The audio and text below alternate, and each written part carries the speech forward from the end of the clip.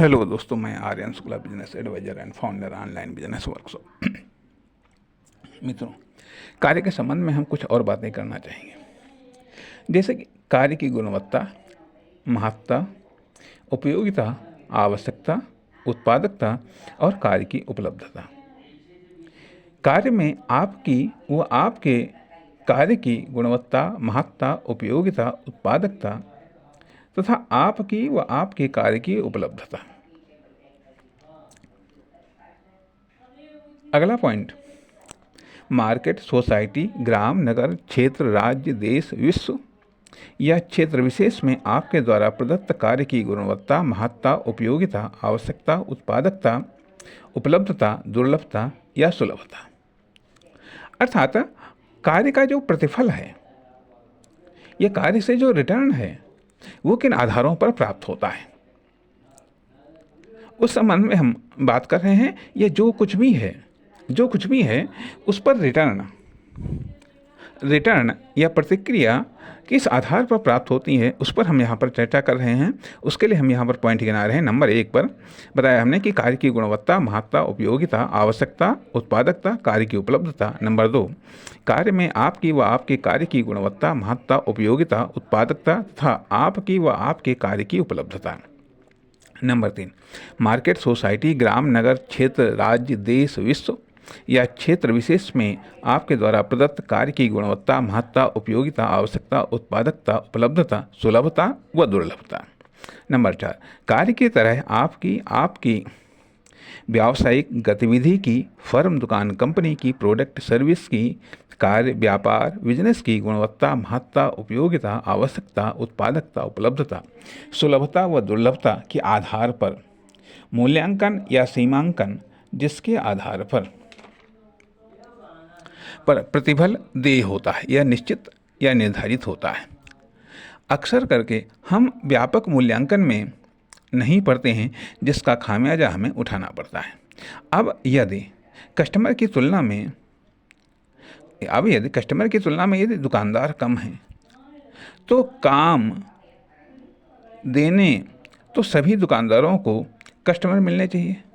तो कायदे में यदि कस्टमर की तुलना में दुकानदार कम हैं, तो कायदे में तो सभी दुकानदारों को कस्टमर मिलने चाहिए। परंतु ध्रुवीकरण, एकीकरण, एकत्रीकरण व लहर चलने या होने के कारण कस्टमर्स का सभी दुकानदारों के मध्य समान वितरण नहीं हो पाता है, जिसके कारण कुछ दुकानदार बेरोजगार रह जाते हैं, अर्थात उन्हें कस्टमर नहीं मिल पाते हैं। जबकि टोटल संख्या कस्टमर की कुल संख्या के मुकाबले कम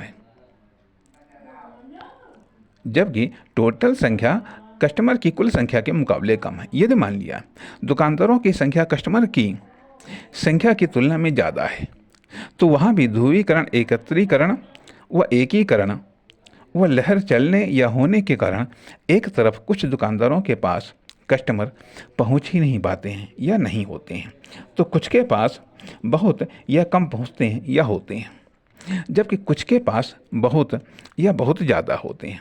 अब यही नियम बिजनेसमैनों में, फर्मों में, दुकानों में, कंपनियों में, प्रोडक्टों में, सर्विसेज में, कार्यों पर भी लागू होता है। भले ही व्यापार, फर्म, दुकान, कंपनी, प्रोडक्ट, कार्य, सर्विस समान ही क्यों न हो। अब कस्टमर को लेकर डिमांड को लेकर के ध्रुवीकरण, एकत्रीकरण व एकीकरण व लहर को चलने, चलाने या बनाए रखने के लिए कस्टमर के आकर्षण, इंटरेस्ट को बनाए रखने के लिए, कस्टमर से जुड़ने व कस्टमर को जोड़ने के लिए या जोड़े रखने के लिए जो कुछ भी किया जाता है वह मार्केटिंग है, जिसमें एडवर्टाइजिंग, ऑफर, डिस्काउंट प्रमुख व प्रचलित विधियां हैं। तथा उपरोक्त नियम के कारण बिजनेसमैनों, फर्मों, दुकानों, कंपनियों, प्रोडक्टों, कार्यों, सर्विस में पूर्ण व आंशिक बेरोजगारी कुछ में पाई जाती है, या जबकि हो सकता है कि वे गलत न हों। सही हों, लेकिन फिर भी तथा कस्टमर की रुचि, प्राथमिकता, उपयोगिता, हैसियत, मूड, आवश्यकता बदलता रहता है, जिसमें भी ध्रुवीकरण, एकत्रीकरण व एकीकरण की लहर होती रहती है, जो कि परिवर्तनशील भी हो सकती है। अब अंत में आपके लिए एक क्वेश्चन हम छोड़ रहे हैं कि क्या कभी हमारे पक्ष में भी लहर चलेगी? अर्थात आप ये सोच सकते हैं, आप ये पूछ सकते हैं कि क्या कभी हमारे पक्ष में भी या कभी हमारी फर्म, दुकान, कंपनी, प्रोडक्ट या सर्विस के पक्ष में भी लहर चलेगी? यह प्रश्न विचारणीय है। नमस्कार, धन्यवाद।